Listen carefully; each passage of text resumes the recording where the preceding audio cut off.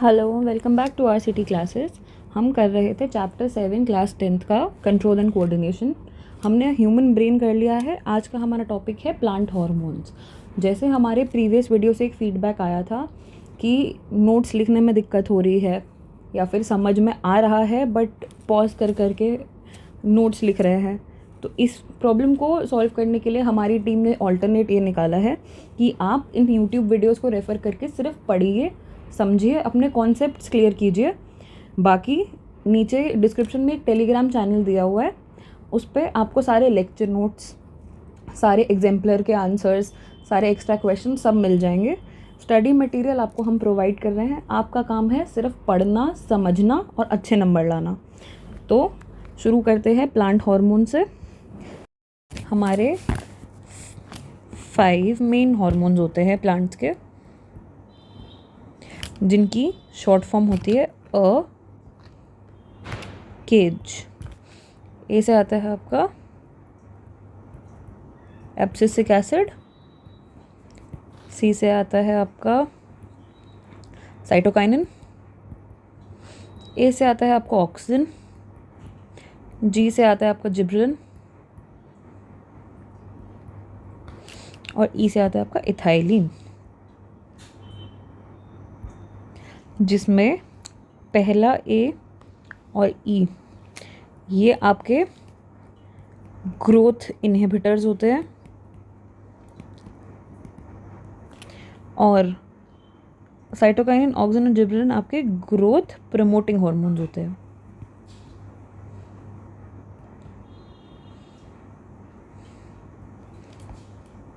अब इन सबके एक एक करके फंक्शंस देखते हैं।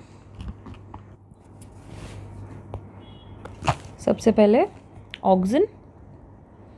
ऑक्सीजन को समझने के लिए हमें एक डायग्राम चाहिए, तो ये हमारा डायग्राम है। ये हमारा सन है, ये हमारी स्टेम है और ये ऑक्सीजन है। ऑक्सीजन हमारे प्लांट में तब रिलीज़ होता है इन रिस्पॉन्ड टू लाइट।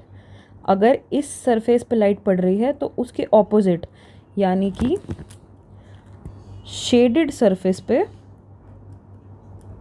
आपका ऑक्सीजन रिलीज़ होगा। और जैसे जैसे आप देखोगे ये बेंड ऐसा लगेगा, जब ऑक्सीजन रिलीज़ होगा वो कॉज करेगा सेल इलोंगेशन,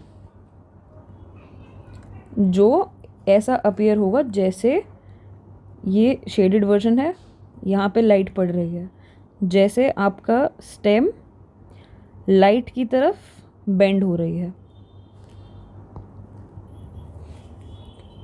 दूसरा हमारा आता है जिब्रेलिन।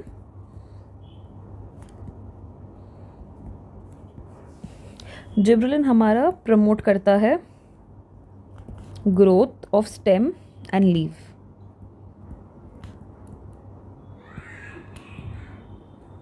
ऐसा भी होता है कि अगर कोई ड्वार्फ प्लांट है, मतलब किसी प्लांट की बहुत ज़्यादा ग्रोथ नहीं है, तो उसको अगर हम जिब्रेलिन प्रोवाइड करते हैं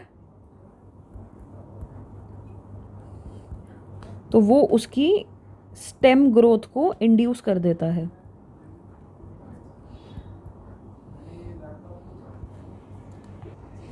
हमारा थर्ड है साइटोकाइनिन। साइटोकाइनिन का सीधा सीधा फंक्शन होता है सेल डिवीजन। अगर साइटोकाइनिन रिलीज होगा तो ज़्यादा सेल डिवीजन होगी, ज़्यादा सेल डिवीजन होगी तो ज़्यादा सेल्स बनेंगे, ज़्यादा सेल्स होंगे तो ऑटोमेटिकली प्लांट ग्रो करेगा।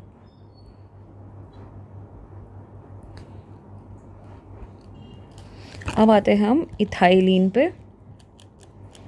इथाइलिन सबसे पहला पॉइंट है कि ये हमारा एक गैसियस हार्मोन होता है और दूसरा इंपॉर्टेंट पॉइंट है कि ये हमारा राइपनिंग ऑफ फ्रूट के लिए बहुत ज़रूरी होता है। जैसे हमने काफ़ी बार सुना होगा कि खरबूजा खरबूजे को देख के रंग बदलता है, वो उसको देख के रंग नहीं बदलता। जो पका हुआ खरबूजा होता है वो इथाइलिन गैस प्रोड्यूस करता है, जो आगे जाके हमारा दूसरा जो अनराइप्ड खरबूजा होता है उससे राइप करता है। तो इथाइलिन के लिए बस यही 2 पॉइंट्स इंपॉर्टेंट हैं। इसके बाद आता है हमारा एब्सिसिक एसिड।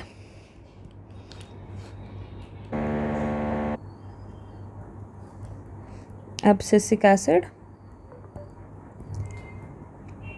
एब्सिसिक एसिड का सबसे पहला पॉइंट है कि ये हमारा ग्रोथ इनहिबिटर है।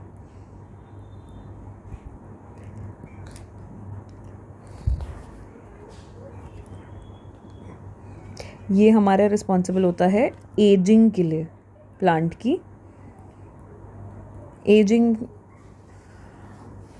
के लिए, या फिर एब्सिसिक एसिड की वजह से आप देखते हैं कि काफ़ी बार हमारे जो पुराने पत्ते होते हैं जिसे वो गिर जाते हैं, जिसे कहते हैं शेडिंग ऑफ लीव्स या फिर शेडिंग ऑफ फ्लावर्स। जो पुराने फूल, पुराने पत्ते गिरते हैं, वो क्यों गिरते हैं? वो गिरते हैं एब्सिसिक एसिड की वजह से। और एक बहुत इम्पॉर्टेंट इसका रोल होता है स्टोमेटल क्लोजर। अब हमारा स्टोमेटल क्लोजर क्यों इम्पॉर्टेंट? हमारा स्टोमेटा ओपन रहेगा तो हमारा ट्रांसपिरेशन जो प्रोसेस होता है, ट्रांसपिरेशन बढ़ता जाएगा। जैसे प्लांट को ये पता चलता है कि अब ट्रांसपिरेशन की ज़रूरत नहीं है, तो एब्सिसिक एसिड रिलीज़ होता है जिससे हमारा स्टोमेटा क्लोज हो जाता है, ताकि एक्सेसिव ट्रांसपिरेशन ना हो, एक्सेसिव लॉस ऑफ वाटर ना हो प्लांट को। तो ये थे हमारे हार्मोन्स। एक ओवरव्यू लेते हैं। सबसे 5 हार्मोन्स होते हैं। अ केज बहुत आसान है, याद रहेगा, जिसमें से 2 हमारे ग्रोथ इनहिबिटर्स होते हैं, एब्सिसिक एसिड और इथाइलिन, और 3 हमारे ग्रोथ प्रमोटिंग होते हैं, साइटोकाइनिन, ऑक्सिन और जिब्रेलिन। ऑक्सिन हमारा